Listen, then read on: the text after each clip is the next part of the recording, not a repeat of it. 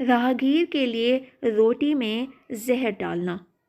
کہا جاتا ہے کہ ایک عورت تھی جو ہر روز اپنے گھر والوں کے لیے روٹی بناتی تھی اور ہر روز کسی بھوکے راہگیر کے لیے ایک اضافی روٹی بناتی تھی اور اس اضافی روٹی کو کھڑکی میں رکھ دیتی تھی جو اسے لینے کے لیے گزرتا تھا، اور ہر روز ایک کپڑے والا فقیر وہاں سے گزرتا اور روٹی لے جاتا اور گھر والوں کا شکریہ ادا کرنے کے بجائے یہ کہہ کر چلا جاتا، جو برائی تم کرتے ہو وہ تمہارے پاس رہے گی اور تم جو نیکی کرتے ہو آپ کے پاس واپس آئے گی۔ روزانہ کپڑا روٹی اٹھاتا تھا اور وہی الفاظ بولتا تھا، جو برائی آپ کرتے ہیں وہ آپ کے ساتھ رہتی ہے اور جو اچھائی آپ کرتے ہیں وہ آپ کے پاس واپس آتی ہے۔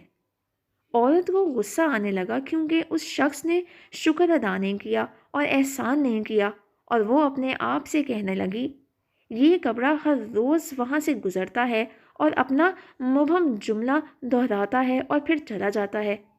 ایک دن اس عورت نے اپنا ذہن بنا لیا اور فیصلہ کیا کہ میں اس کپڑے سے چھٹکارا حاصل کر لوں گی۔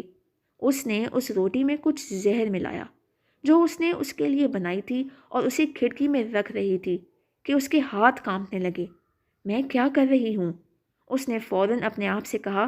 جب اس نے روٹی کو آگ میں جلانے کے لیے پھینکا، پھر اس نے ایک اور روٹی بنا کر کھڑکی پر رکھ دی۔ حسب معمول کپڑا آیا اور روٹی لے کر بولا، تم جو برائی کرتے ہو وہ تمہارے ساتھ رہتی ہے اور جو اچھائی تم کرتے ہو وہ واپس آ جاتی ہے۔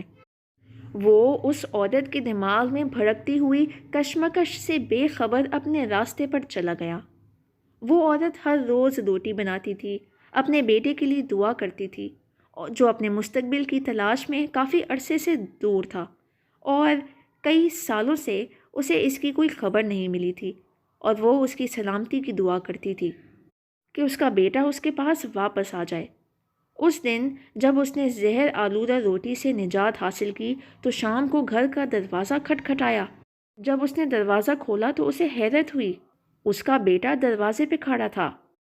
وہ پیلا اور تھکا ہوا تھا اور اس کے کپڑے تقریباً پھٹ چکے تھے اور وہ بھوکا اور تھکا ہوا تھا، اور جیسے ہی اس نے اپنی ماں کو دیکھا اس نے کہا، یہ ایک معجزہ ہے کہ میں یہاں ہوں۔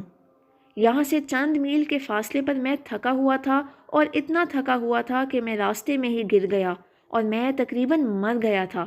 اگر ایک کپڑے آدمی کا گزر نہ ہوتا تو میں نے اس سے التجا کی کہ مجھے اس کے ساتھ کوئی کھانا دے، اور وہ آدمی اتنا ہی مہربان تھا جتنا اس نے مجھے روٹی دی، اور مجھے دینے وقت اس نے کہا کہ یہ اس کا روز کا کھانا ہے اور آج وہ مجھے دے گا کیونکہ میری ضرورت اس کی ضرورت سے بہت زیادہ ہے۔